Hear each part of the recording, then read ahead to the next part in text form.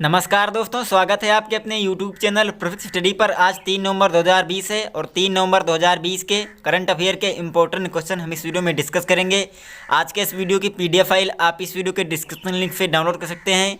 PDF आपको हमारे Telegram channel पर मिल जाएगी। टेलीग्राम चैनल का लिंक नीचे डिस्क्रिप्शन में दिया हुआ, आप वहाँ से ज्वाइन कर सकते हैं। तो चलिए वीडियो को स्टार्ट करते हैं। पहला क्वेश्चन है, हाल ही में international day to end impunity for crimes against journalist कब मनाया गया है? तो अभी 2 नवंबर को मनाया गया है international day to end community for crimes against journalist. तो इस क्वेश्चन का बी ऑप्शन सही है।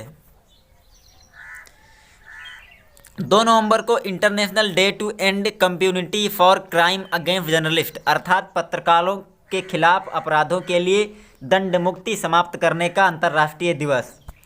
यह दिन पत्रकारों और मीडिया कर्मियों के खिलाफ हिंसक अपराधों के लिए कम वैश्विक सजा दर पर ध्यान आकर्षित करने के लिए मनाया जाता है।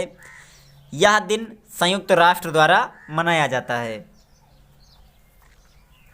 अगला क्वेश्चन है, हाल ही में भारत का पहला टायर पार्क कहाँ खोलने की घोषणा की गई है? तो अभी पश्चिम बंगाल में भारत का पहला टायर पार्क खोलने की घोषणा की गई है। तो इस क्वेश्चन का डी ऑप्शन सही है।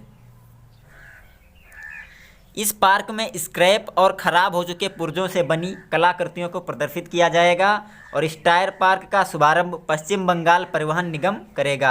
अब बात करें पश्चिम बंगाल की, तो पश्चिम बंगाल की राजधानी है कोलकाता। पश्चिम बंगाल के मुख्यमंत्री हैं ममता बनर्जी और पश्चिम बंगाल के राज्यपाल हैं जगदीप धनखड़। अगला क्वेश्चन है, हाल ही में किसने गुजरात के नर्मदा जिले में आरोग्य वन का उद्घाटन किया है? तो अभी प्रधानमंत्री नरेंद्र मोदी ने गुजरात के नर्मदा जिले में आरोग्य वन का उद्घाटन किया है। तो इस क्वेश्चन का ए ऑप्शन सही है। आरोग्य वन योग, आयुर्वेद और मेडिटेशन पर जागरूकता फैलाने के लिए केवड़िया में 17 एकड़ ज़मीन पर स्थापित किया गया है और इसके अलावा पीएम ने आरोग्य कुटीर, एकता मॉल और चिल्ड्रन न्यूट्रिशन पार्क का भी उद्घाटन किया। बात करें गुजरात की, तो गुजरात के मुख्यमंत्री हैं विजय रूपाणी और गुजरात के राज्यपाल हैं आचार्य देवव्रत। अगला क्वेश्चन है, हाल ही में किसने Alexis Valentine international boxing tournament में गोल्ड मेडल जीता है? तो अभी अमित पंघाल, संजीत और आशीष कुमार, इन तीनों ने भारत की तरफ से Alexis Valentine international boxing tournament में गोल्ड मेडल जीता है। तो इस क्वेश्चन का डी ऑप्शन सही है, उपरोक्त सभी। यह लॉकडाउन के बाद पहला अंतर्राष्ट्रीय टूर्नामेंट आयोजन था जिसमें भारतीय मुक्केबाजों ने हिस्सा लिया। अब बात करें अमित पंघाल की, तो अमित पंघाल ने 2019 AIBA विश्व मुक्केबाजी चैंपियनशिप में 52 किलोग्राम भार वर्ग के रजत पदक विजेता रहे और अमित पंघाल ने अमेरिकी मुक्केबाज रेने अब्राहम को मात दी थी। बात करें संजीत की, तो संजीत 91 किलोग्राम के फाइनल बाउट में फ्रांस के सोहेब बूफिया के साथ फाइट की और शीर्ष सम्मान जीतने के लिए शानदार प्रदर्शन किया। बात करें आशीष कुमार की, तो 75 किलोग्राम भार वर्ग में भारतीय मुक्केबाज आशीष कुमार ने संयुक्त राज्य अमेरिका के अपने प्रतिद्वंदी जोसेफ गोरेम हिक्स को हराकर स्वर्ण पदक जीता। उन्होंने चोट के कारण उन्हें वॉक ओवर दिया। अगला क्वेश्चन है, हाल ही में किसको साल 2020 का एजुथच पुरस्कार देने की घोषणा की गई है? तो अभी पॉल जाचेरिया को साल 2020 का एजुथच पुरस्कार देने की घोषणा की गई है। तो इस क्वेश्चन का बी ऑप्शन सही है। पॉल जाचेरिया प्रसिद्ध मलयालम लेखक हैं और इन्हें इस वर्ष केरल सरकार के सर्वोच्च साहित्यिक सम्मान एजुथचन पुरस्कार के लिए चुना गया है। पॉल जाचेरिया को मलयालम साहित्य में उनके पिछले 5 दशकों के दौरान दिए योगदान के लिए चुना गया है। केरल साहित्य अकादमी के अध्यक्ष विशा खान की अध्यक्ष में 5 सदस्यीय जूरी ने उन्हें पुरस्कार के लिए चुना, अर्थात जो उन्हें पुरस्कार के लिए चुना है उस समिति के अकादमी के अध्यक्ष थे विशा खान।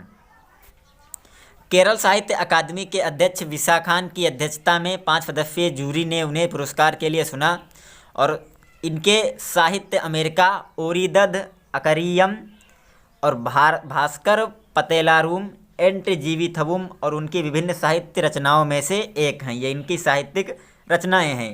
इसके अलावा जाचेरिया को 1979 में केरल साहित्य अकादमी पुरस्कार और 2004 में केंद्र साहित्य अकादमी पुरस्कार भी मिला हुआ है। अगला क्वेश्चन है, हाल ही में भारत ने कहाँ सुखोई 30 MKI से ब्रह्मोस मिसाइल का सफल परीक्षण किया है? तो अभी भारत ने बंगाल की खाड़ी में सुखोई 30 MKI से ब्रह्मोस मिसाइल का सफल परीक्षण किया है। तो इस क्वेश्चन का ए ऑप्शन सही है। भारतीय वायुसेना यानी इंडियन एयरफोर्स ने बंगाल की खाड़ी में सुखोई लड़ाकू विमान से ब्रह्मोस सुपरसोनिक क्रूज मिसाइल के हवा से लॉन्च किए जाने वाले संस्करण का सफल परीक्षण किया है। इस विमान ने पंजाब के एक एयरबेस से उड़ान भरी और हवा में ईंधन भरने के बाद बंगाल की खाड़ी में पहुंचा। अब बात करें ब्रह्मोस सुपरसोनिक क्रूज मिसाइल के बारे में, तो मिसाइल ने घातक सटीकता के साथ बंगाल की खाड़ी में एक डूबते हुए जहाज को सफलतापूर्वक मार गिराया।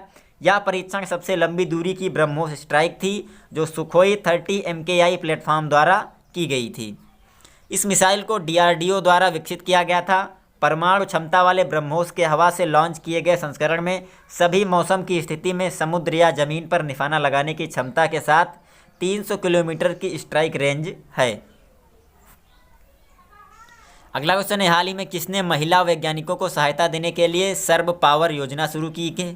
तो अभी हर्षवर्धन ने महिला वैज्ञानिकों को सहायता देने के लिए सर्व पावर योजना शुरू की है। तो इस क्वेश्चन का डी ऑप्शन सही है। इसका उद्देश्य प्रख्यात महिला शोधकर्ताओं को उभरने और सहयोग करने के साथ साथ विज्ञान और इंजीनियरिंग के प्रमुख क्षेत्रों में अनुसंधान और विकास गतिविधियों में संलग्न करना है। अब सर्व पावर की बात करें तो सर्व पावर का पूरा नाम है and engineering research board promoting opportunities for women in exploratory research, यानी विज्ञान और इंजीनियरिंग अनुसंधान बोर्ड खोजपूर्ण अनुसंधान में महिलाओं के लिए अवसरों को प्रोत्साहित करना है। अगला क्वेश्चन है, हाल ही में यूनेस्को ने भारत के पन्ना टाइगर रिजर्व को बायोस्फीयर रिजर्व का दर्जा दिया है। यह किस प्रदेश में स्थित है? तो अभी यूनेस्को ने भारत के मध्य प्रदेश में स्थित पन्ना टाइगर रिजर्व को बायोस्फीयर रिजर्व का दर्जा दिया है। तो इस क्वेश्चन का सी ऑप्शन सही है। पन्ना टाइगर रिजर्व को यूनेस्को की world network of biosphere reserve की सूची में शामिल किया गया है। यह भारत का 12वां और मध्य प्रदेश का पचमढ़ी और अमरकंटक के बाद तीसरा बायोस्फीयर रिजर्व यानी जैव आरक्षित क्षेत्र है, जिसे world network of biosphere reserve में शामिल किया गया है। वर्तमान में पन्ना टाइगर रिजर्व 54 बाघों का घर है। अब बात करें मध्य प्रदेश की, तो मध्य प्रदेश की राजधानी है भोपाल। मध्य प्रदेश के मुख्यमंत्री हैं शिवराज सिंह चौहान और मध्य प्रदेश के राज्यपाल हैं आनंदीबेन पटेल। और याद रखिए उत्तर प्रदेश की राज्यपाल भी आनंदीबेन पटेल ही हैं। अगला क्वेश्चन है, हाल ही में BCCI ने किसे वीमेंस T20 चैलेंज का टाइटल स्पॉन्सर बनाए जाने की घोषणा की है? तो अभी BCCI ने जियो को वीमेंस T20 चैलेंज 2020 का टाइटल स्पॉन्सर बनाए जाने की घोषणा की है। तो इस क्वेश्चन का ए ऑप्शन सही है।